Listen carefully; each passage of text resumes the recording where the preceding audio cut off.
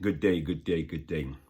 Hey, just in case you're joining me for the very first time, I want to say thank you. I am Glaze Gibbs, and thank you for joining me. My story is my ministry. What I do is I speak about the good, the bad, and the ugly, the past, the future, and the present. If you're joining me, check out, go to www.audible.com and order my 2 audiobooks, Straight from the Street, Volume 1, Straight from the Street, Volume 2. Trust me, you will enjoy it. It's some true story. Talk about everything, the good, the bad, and the ugly. Also, what you do is, here, to get your signed copy of Beyond Lucky, the Glaze Gibbs story, a true story of change and redemption, crack, money, murder, and redemption. Email me for your signed copy, Brian, Brian, Gibbs, Gibbs, 1201 at yahoo.com. This is the blueprint. If you give it to your son, you give it to your grandson, you give it to your great-great-grandson, you give it to your nephew, you give it to your little cousin, you give it to any other individual that think the street life is cool. This is a blueprint that will stop them in their track, that will help to stop them to stop making that multi-billion-dollar prison system their permanent address. I'll get back to that later. But anyway, like I say, what I want to do is I want to talk about my brother, George Davis, a.k.a. Mad Max, a.k.a. Juice. Here's another photo of him. That's him sitting in the corner with a few of his guys. Good brother. Good brother. Let me see what else I got. That's him again, standing up to the corner. Okay, right here. That's him again. Let me see. Hear him again with the all black on. That's him right there. Okay.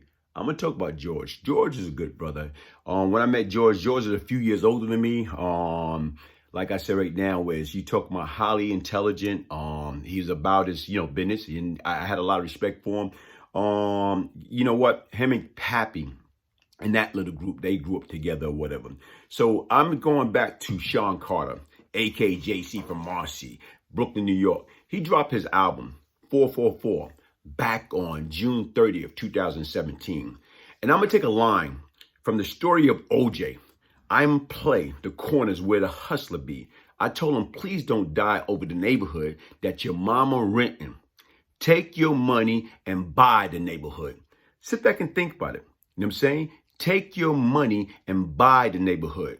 Okay? Now, George, a.k.a. Mad Max, a.k.a. Juice. I'm going to call him the Guy Fisher of Brooklyn, okay? Keep in mind, Guy Fisher once owned the world-famous Apollo Theater, and George was way ahead of his time. 30-plus years prior to Jay-Z dropping 444, Juice owned, an elegant nightclub in Brooklyn that was called Cat Paradise on Fulton and Albany. And he had several apartment buildings and numerous of property out of town. Okay, George was a few years older than me. And like I say, he was a childhood friend of Pappy. I can recall the first time I went to Cat Paradise. Keep in mind, I did not drink nor get high. When I did go out, it was strictly for entertainment.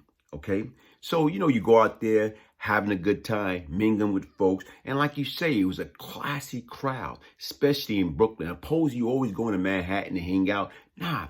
It's like right now, George brought something totally different. He brought that type of environment to the hood. He brought it back to Brooklyn.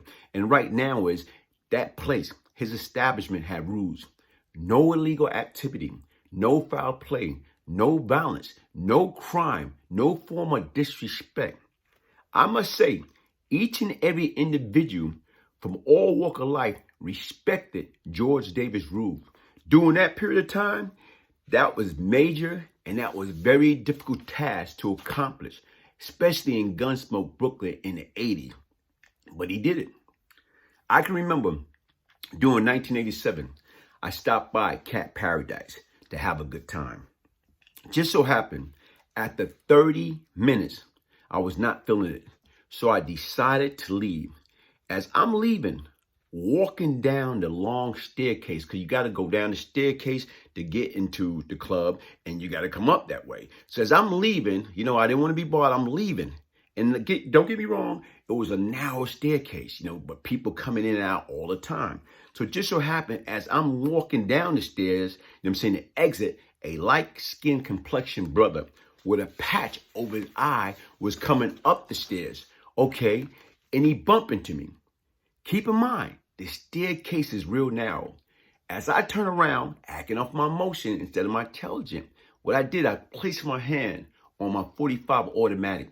Okay, my mind was racing. My heart was beating real fast. Faster than normal. And I thought about it. Number one, it could have been an accident. Number two, this guy obviously didn't know who I am. Number three, out of respect for Mad Max establishment, I left the matter alone. And just like I say, just like that, but just like you said right now, respect go a long way. And right now is, like you say, you always got to be thinking. You cannot allow your emotion to supersede your intellect. Otherwise, I would have did something wrong. I would have violated, cross over the line when rules are in place. And that's what we all agreed to. That very next day, I learned that gentleman was murdered several blocks away from the club.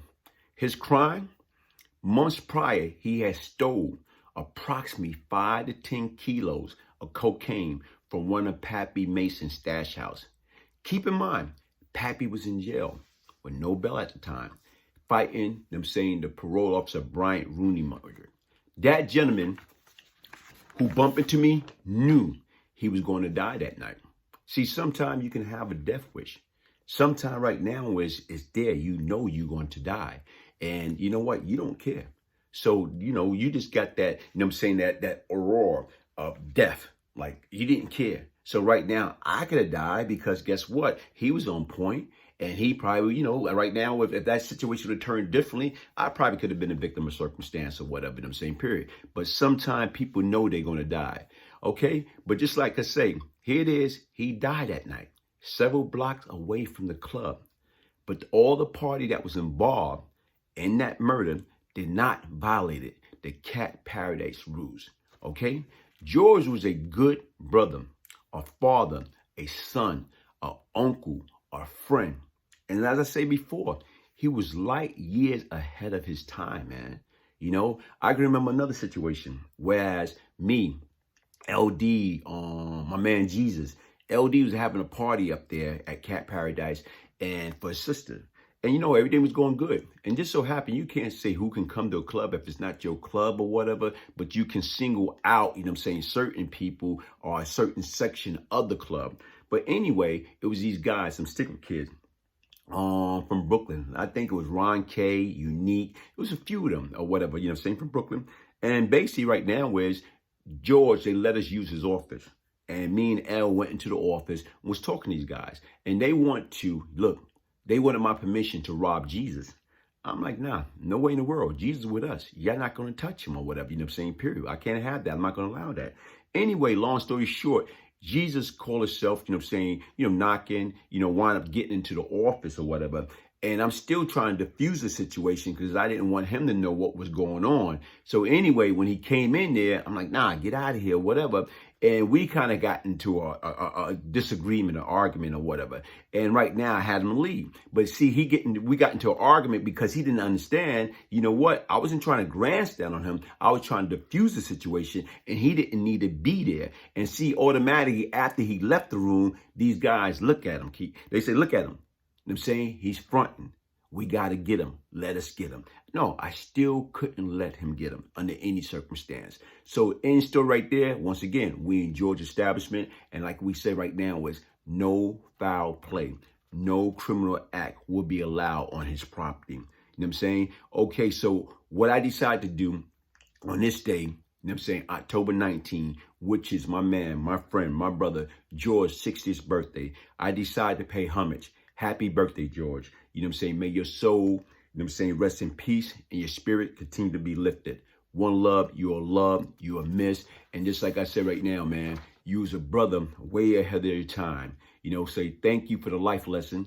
Thank you for the friendship. Thank you for the brotherhood. Like I said right now, everybody that came in contact with you, we love you, we miss you, wish you was still here, man. And like I said right now, Wiz, guess what? You was always buying up the neighborhood, man. You was always from day one. One love.